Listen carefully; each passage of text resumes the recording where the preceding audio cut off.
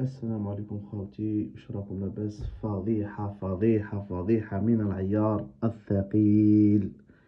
لقجع وإيطو يتصارعان داخل أروقة الكاف من أجل حسم مسألة حكم مباراة المغرب والكاميرون.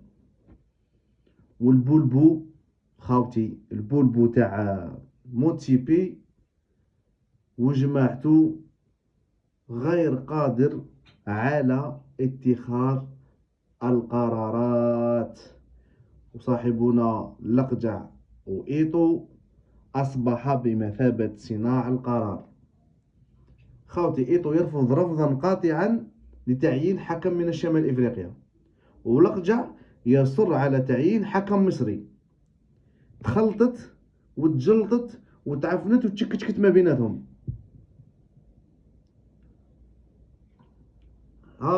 دروك يوصل المبرد ما يحك مبرد خاوتي، دروك مبرد ما يحك مبرد. الجامعة المغربية لكرة القدم موجهة شكوى للكاف بسبب التأخر في الإعلان عن هوية الحكم الذي سيدير لقاء الجمعة. ولا الموتسيبي دروك هو يقدم شكاوي. دروك ولا لقجع يقدم شكاوي الموتسيبي. ولد عمي مساكين محظورين، لقجع حقره ايطو.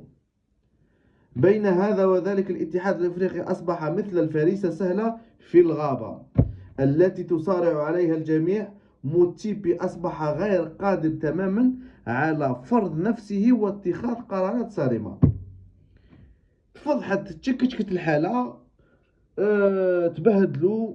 وحنا من بكري على بالنا بهذا التكتيك وبهذا الكواليس وبهذا الفساد ودوني دونو بصح بروبليم. كاين اللي ما على بالهمش، ذوك راهم على بالهم.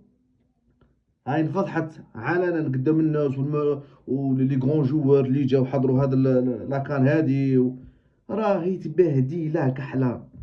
ولحد الان مازال ما قروش الحكم نيشان اللي غادي يدير مقابله المغرب والكاميرون. تبهديله كحله. شوف وين وصلت قاره الماما افريقيا. الماما افريقيا خاوتي تبهديله. وتبهديله ليه؟ هو اللي تبهديله اللقجع. اللي كان يحقر تنزانيا وزامبيا وزيمبابوي وموزمبيق بلاري هذوك التفاتف مساكين ما عندهمش، يجوا يلعبوا بارطيه وشويه تحويسه وياكلوا ويشربوا في الاوتيل وبعد السلام عليكم كان هنا وراح. شنو نقول لك؟ الله يقوي شيطانكم وان شاء الله بربي تقعدوا غير كيما هكا. وخاوتي قارعوا الفضيحه الكبرى غادي تصرى على ارضيه الميدان. هذه كولسه بالهواتف بيناتهم، ذاك يعيط هذاك يعيط، ذاك انترفوني هذاك يحبس هذاك يبلوكي هذاك اونغاجي هذاك. غادي يقعدوا كيما هكا وغادي يشوفوا تبهديله كحله على ارضيه الميدان. ونتمنى ان شاء الله ما يلعبوش كاع هذا الماتش. خوتي، كما تدين تدان، كما تدين تدان. هذه هي. الله يقوي شيطانهم خوتي. وحنا منتخب تاعنا الجزائري خلوها كوتي في الكالم يخدم يوروبوزي غايه يكونسونطري على مقابله نيجيريا.